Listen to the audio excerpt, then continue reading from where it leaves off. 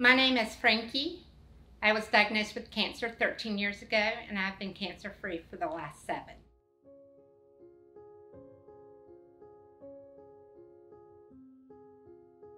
In 2005, I had lost my first husband to congestive heart failure, and I spent the next 3 years in a heavy grief. That's all that mattered to me, was grieving my husband. And so when I found a knot on the lower part of my back near my chest area, I just thought it was a knot. And I'm the baby of 4 girls, and so of course I did what everybody would have done in this situation, is I had my sisters feel it instead of going to the doctor. And one sister said it was just fat, and one sister said we were just gonna not worry about it and just ignore it. And the other, my oldest sister, said, you know, we're not doctors. Why are you not going to a doctor over this? And so I let it go for a couple of more months and got a sinus infection. And my primary care doctor, who had been my primary care doctor for 12 years, I went in for a sinus infection, and he goes, anything else, Frankie? Are you okay? And I said, well, I've got this knot right here. It's, you know, irritates me every once in a while, but it's really nothing. He goes, well, let's feel it. And he felt it, and he was like, you know, you've got so much congestion. It's probably just a swollen lymph node. We're not going to worry about it. And I was like, great. I was like, finally, nothing. And so I was getting ready to leave the office, and he walked down the hall with me, and he goes, I changed my mind. You're going to go for a mammogram. And I went, why? And he goes, because I want to sleep at night. I want to know this is nothing. And for me, I thought, this is the craziest thing I've ever heard. A, I'm 38 years old. B, breast cancer doesn't run in my family. And C, this is not my breast. And so he set it up for the next Tuesday.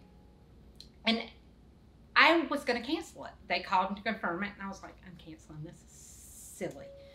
And I can remember walking in there begrudgingly going, I don't want to go to this appointment. This is just something else I don't want to do in life. And it was taken away from what I wanted to do, which was just grieve my husband. And I can remember walking in there. It was my first mammogram, and I just kept saying to myself, it's nothing. And so I left there, and they were nice, and everything was great. And I got a call that afternoon, and it was a male physician, and he said, you need to come back for an ultrasound. And I said, well, is that common? And he goes, yes, it's common. You've got dense breasts. It's very common that you come back, but we want you to come back today. And I'm no fool. I knew there sounded like an urgency in his voice, so I went back for the ultrasound. And he did tell me that there was a concern and that I would be set up for a biopsy. At that time, I still was like, wow, they are making this into something, and it's going to be nothing. And this is just something I don't need on my plate. And they set me up for the ultrasound on Thursday. And my mom took me, and it wasn't an easy procedure. They call them punch biopsies, and that was probably at the time the worst of the worst, because it's not comfortable. You're holding your arm up, and they're taking a punch of a tissue. And looking back at it, it was nothing, but at that time it was the worst medical I had been through. And I can remember walking out of the radiology office, and a lady rubbed my back, and she said, no matter what this is, just remember, breast cancer usually is treatable, and you can be cured from it. And I thought, please, I looked at her and I said, please tell me you tell this to everybody. And she said, yes, I do. But I just had this feeling. And so Tuesday morning, my phone rang, and it said the radiology department. And I picked it up, and it was this female doctor, and she goes about and tells me that I have cancer, and it is in both breasts, and that my PCP will be calling me up And she said some big medical terms. She gave me a lot of information. I don't want it to sound like she didn't. But to me, after she said, "I'm sorry to tell you," it all sort of went into a Charlie Brown feel. It was like, wah, wah, wah, wah, wah. And I was writing it down as fast as she could say it. And I can remember thinking, this is wrong. I'm 38. I don't have breast cancer in my family. This can't be it. And she said, your PCP is going to set you up with an oncologist. And I remember she said, now what questions do you ask? What questions do you have? And I said, how do you spell your last name? And she said to me on the phone, that's your question? And I said, that's all I know. I don't know what to ask. And so I was in my boss's office taking the call, and I shut the door and I called my sisters. We did a face group call, and I told them that I had cancer and I'm the baby. I had lost my husband. I had battled just to stay alive. And at that point, all truthfully I wanted to do was die because he was gone. And I can remember my sisters telling me, this is not your death sentence. And I can remember thinking to myself, but it could be. And at that point, the next thing I know is I've got my 3 sisters in my house going, this is what we've got to do, and this is next. And I can't even breathe at this point because it's happening to me. It's not happening to somebody I thought I knew. It's actually happening to me.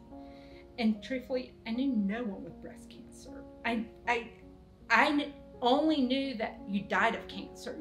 There was no hope in my life.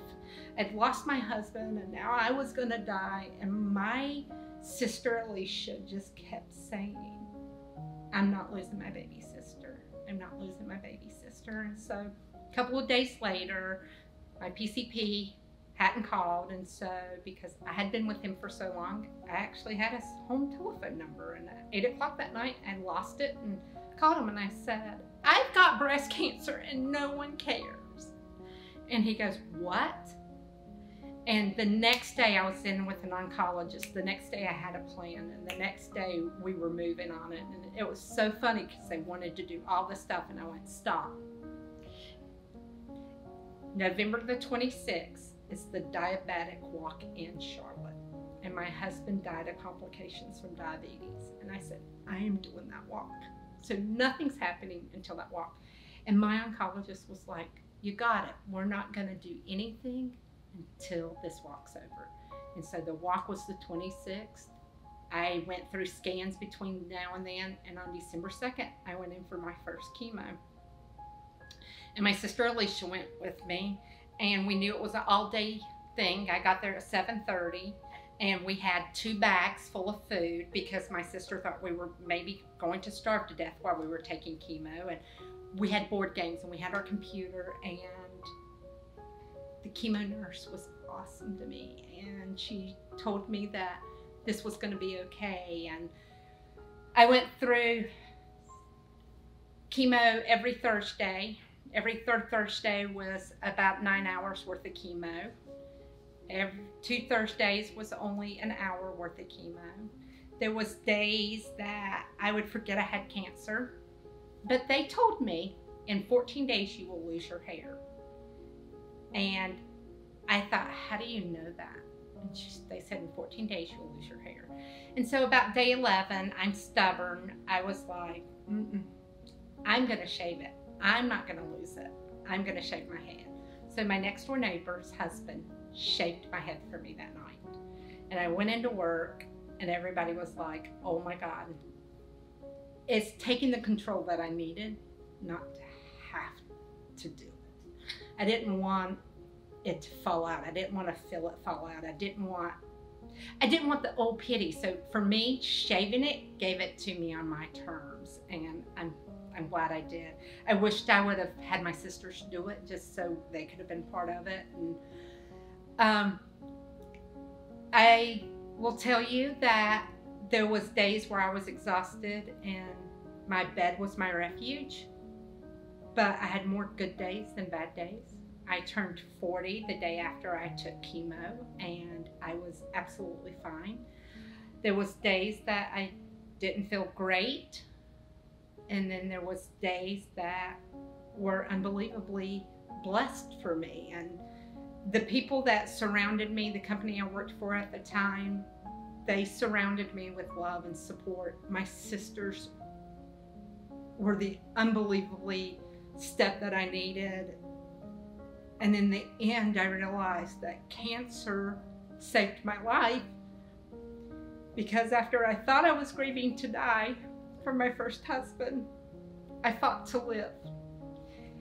And that fight has led me to Lake Norman OBGYN, where I get to talk to so many women who find the lump and who are terrified because they know women who've had breast cancer.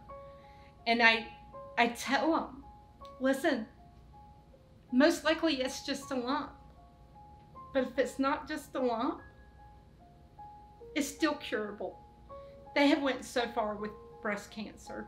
They have done such an amazing job with breast cancer. And it's the strength that you get by holding a woman's hand and letting her know she's not alone. And for that, I'm thankful that God has led me to such a great company, and my physicians understand. I always will have that fear. At least once a year, I hold my breath when I have my mammogram.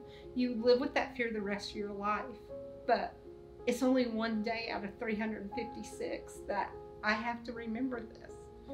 And I'm thankful for the 13 years because God has blessed me with my second marriage, which I don't know what I would do without him, and 3 beautiful bonus children that are the greatest part of my life. And breast cancer didn't kill me. It made me stronger.